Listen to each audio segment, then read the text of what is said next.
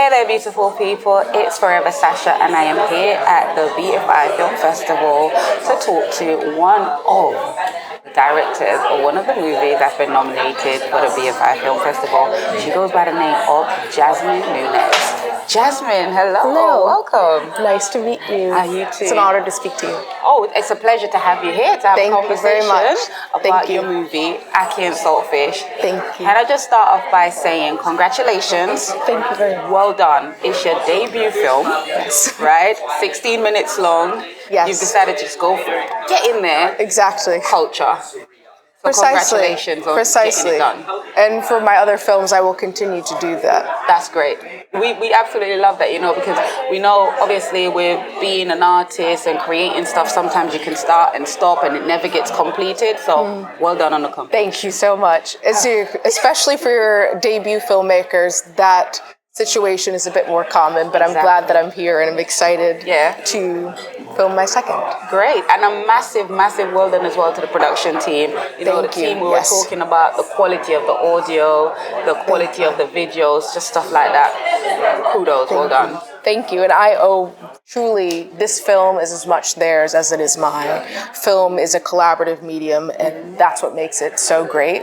So I love collaborating with very talented artists and continue wanting to be a part of all of this. All right, talking about being a part of, let's talk about Ackee and Saltfish. Yes. That is the name of your debut film. It is. All right, talk to us a little bit about that. What is Ackee and Saltfish? Ackee and Saltfish, apart from a dish, well, a log line or a little tidbit of the film is, it's a narrative surrounding acculturation, which is a theme that is so immeasurably pressing for minorities globally, as well as it being deeply seated in English culture. And I was trying to take those unheard quiet tensions of this immigration narrative and illuminate them. It's not a cataclysmic story as we see in the news headlines and what we see in the media about a mother being ripped from her child, but it's something that could be felt universally. And so this particular story is about an immigrant mother, single mother, who's immigrated from Jamaica to London with her 2 young boys, and she feels as if her sons are being too anglicized by English culture and attempts to bring them back to their roots and makes their old favorite dish and the national dish of Jamaica, Ackee and Saltfish, for them to bring their old home into their new home. Yeah. Okay, love that explanation. So with Ackee and Saltfish, I'm Jamaican myself. Really? Yes, for those who don't know, that is the national dish. I'm from Kingston, Jamaica. Kingston. Yeah. So with Ackee and Saltfish, you said that the children, it was their favorite dish. But when in the movie, there was a little bit of inconsistency, if you don't mind me, talking about these things, because being a Jamaican myself, your grandmother was Jamaican, and also you're talking on behalf and representing for that. As a Jamaican watching that, there was some stuff that I saw and I was like, I wish you went a little bit more with certain things. Really? Do you feel that you've accomplished what you wanted to fully, or should we expect a part B or a part 2? Definitely, I would say that I didn't, my full intentions and initial intentions when shooting this film, shooting your debut and first film with other filmmakers who are also starting out, things won't go to plan, and that's okay. This process is about tuition, positive or negative. So in the editing room, money is also a huge issue, and having things or booms in the shot that everyone's accidentally missed, or audio that wasn't recorded, is completely natural. And sometimes you don't have the money or the means to reshoot, and you use the best and take the best of what you have. And despite certain discrepancies, you tell a story and have that shine through. Do you feel like you told a story how you really wanted to from beginning? When you put pen to paper, because you direct, you produce, and you write it, that's a whole lot to do, first and foremost, so well done. Initially, I wasn't signed on to be the producer. It sort of fell naturally, given, obviously, the many obstacles that you face while filmmaking, so I wouldn't consider myself a producer at all. Only for this short. You are. Yes, for this short. For this short, I am. But naturally, in my career, that's not how I would market myself. When I put pen to paper, the film had its differences, and I've edited and I've added scenes, and I think that's with every film. It evolves. Once you shoot on camera, once you come to the day, it's a constantly evolving medium and mosaic. So I would say no, it's not exactly what I intended, but that doesn't mean that I think that the message wasn't seen. So there could be a part 2 or a B. Yes, because I feel like there's something there, but we just want more. Because, you know, the culture is very, very rich. Of course. Right? Yes. So with you telling the story, even though you say some things weren't, you know, what you wanted it to be, what was in the story that you wanted to be there? Or more of a favorite scene, I liked, I would say the dining room scene, sort of the ending. I think with the mom by herself? Well, with the mom by herself and listening to the voice note, I think there were we had to make a couple of changes due to the day, but the dining scene of them being actually served the Ackee and Saltfish. Yeah. There's obviously alternative shots, and things happen on the day on any film set, but to get the gist and the heart and allow the scene to breathe is the most important part. Yeah. What do you want viewers to get from watching Ackee and Saltfish?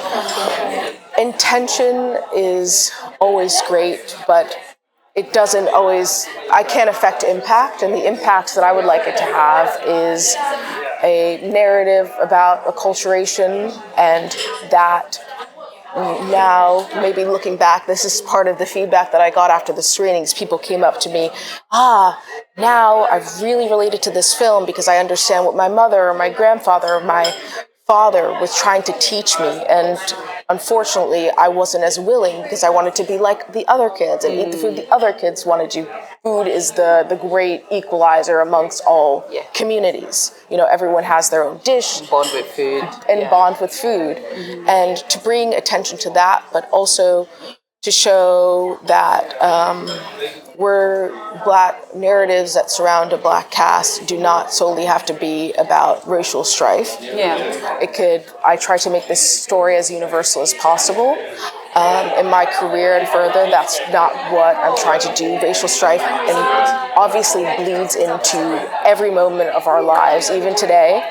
But we have many other stories to tell, and to bring those to light, bring that rich tapestry of our culture to film screens and to conversations. Are there any characters that you can identify with, or is there any characters from the movie that The you feel? movie. Yeah.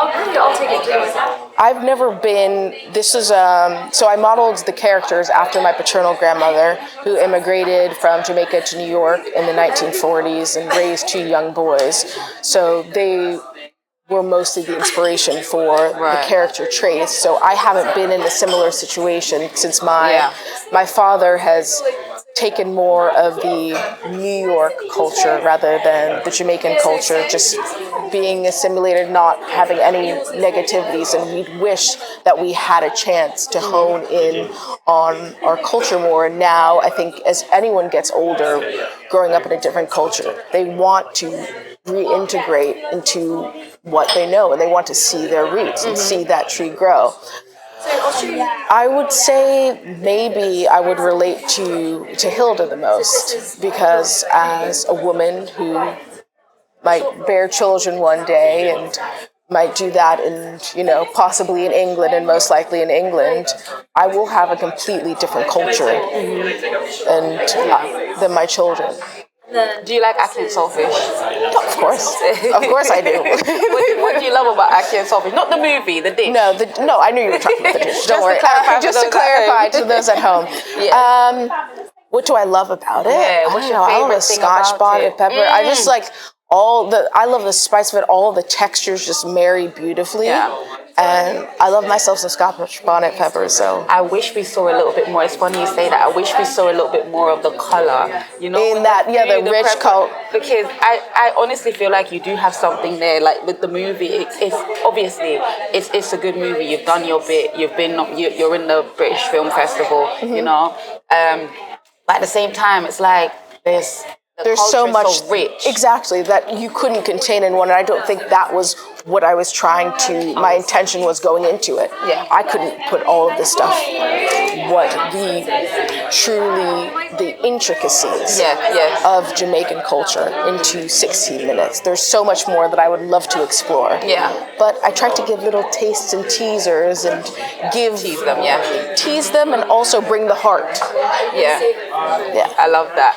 So with your movie, once it was done, how many times did you go like do an edit and say, how is this? Or did you have like a group of people that were of Jamaican heritage to fact check or to go through stuff and say, what do you think? Does this make sense? Are we capturing? Because I know you have your vision and it's a great thing. Of course I would do, No, but I think it's such a disservice when someone's making, my grandmother immigrated from Jamaica, but it is such a disservice to make a film about a culture and not do your proper research in it. Obviously, I've done my research, I've spoken to my father, but also Hilda, the titular actor, was Jamaican. Okay, so nice. we had multiple conversations discussing that. Yeah. And what time was the movie set in? It was supposed to be a bit timeless. Okay, it was timeless. Not that it's set in a very ego plumping way, but I didn't want it to have a distinct time period. I'll say that. Okay, makes sense. That makes sense because I was thinking about the price of the Ackee, right? It was £5 for 3. I know. And Hilda, she was excited. She wanted it. I get it, you know? Yeah, it's a bit of home, like fresh. It's not in the can. So I love that as well. Exactly, that's what I was trying to I love the scene in the shop, you know, where everything basically, when she was looking for the ingredients, I absolutely love that scene. It's like you can't find, you're looking for who you are, you know, in the shop. You can't find it. You're looking for where you belong. And she's like, you keep changing things around. Absolutely love that. Thank you very much. How does it feel to be a part of the BFI with your debut film as well? It's as trite as it sounds, is a dream come true. It's been such an indelible experience for myself and my extremely supportive family who has flown from New York to see my film and be a part of this. Yeah. It's such a moving and inspiring experience that I am deeply honored to be a part of, and it's been one of the biggest blessings of my life. Amazing. Well, Jasmine, thank you so much for having a chat with WORLMAG. All the best. Thank you very much.